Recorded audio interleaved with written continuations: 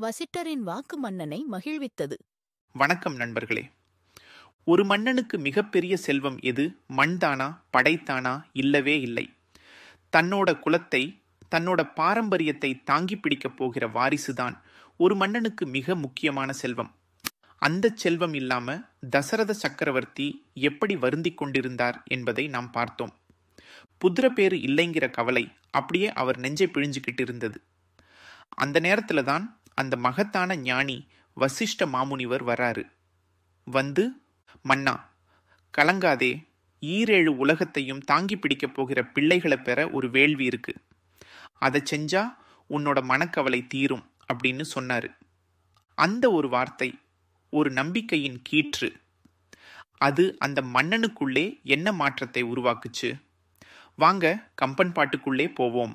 என்னமா முனிவன் கூற எழுந்த பேர் உவகை பொங்க, மன்னர் மன்னன் அந்த மாமுனி சரணம் சூடி, உன்னையே புகழ் புக்கேனுக்கு உருகன் வந்து அடைவது உண்டோ? அன்னதற்கு அடியேன் செய்யும் பணி இனிது அளித்தி என்றான். என்னமா முனிவன் கூற, அப்படி அந்த தவ வலிமை மிக்க ஞான பேரொளியான வசிஷ்ட மாமுனிவர் அந்த நம்பிக்கை தீபத்தை ஏற்றி வைத்தார். வேள்வி செஞ்சா பிள்ளை பேரு கிடைக்கும் அப்படின்னு சொன்னார். எழுந்த பேர் உவகை பொங்க. இது கேட்டதும் சக்கரவர்த்தி தசரதனுக்குள்ளே, அடடா, இதுவரைக்கும் இருந்த சோகம் கவலையெல்லாம் மறைஞ்சு போச்சு. ஒரு மிகப்பெரிய ஆனந்தம், இதுவரைக்கும் அனுபவிக்காத ஒரு மகிழ்ச்சி அப்படியே பொங்கி எழுந்தது. அவர் நெஞ்சமெல்லாம் அப்படியே நிறைஞ்சு வழிஞ்சுது அந்த மகிழ்ச்சியில. கம்பன் இங்கே பேர் உவகைங்கிற வார்த்தையையும் பொங்குங்கிற வார்த்தையையும் சேர்க்கிற அழகை பாருங்க. சாதாரண மகிழ்ச்சி இல்லை, அது பேரு வகை.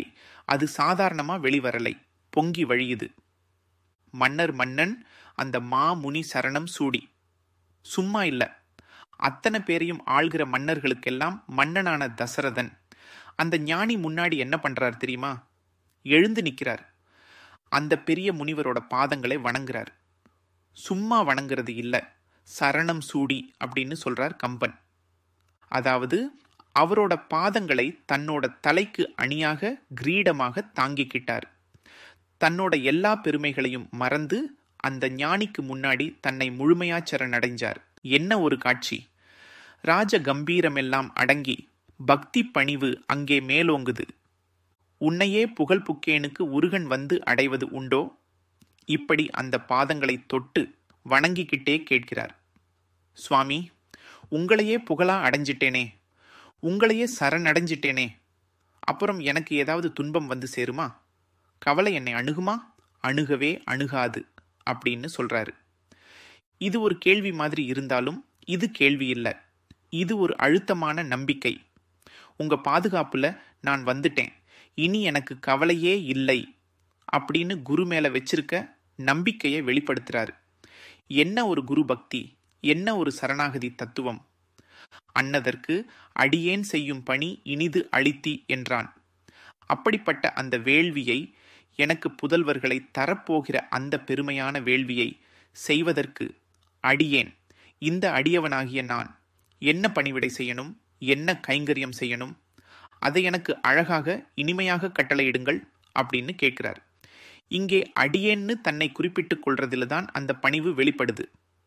மன்னர் மன்னன் தன்னை அடியேன்னு சொல்றார். பணியை செய்ய கேட்கலை அளித்தி, எனக்கு கட்டளையாக கொடுங்கள் என்கிறார். அந்த வேள்வியை செய்யத்தான் எந்த வேலை செய்யவும் தயாராக இருப்பதை காட்டும் அர்ப்பணிப்பு. ஆஹா, ஒரு வார்த்தை நம்பிக்கையால் எழுந்த ஆனந்தம்.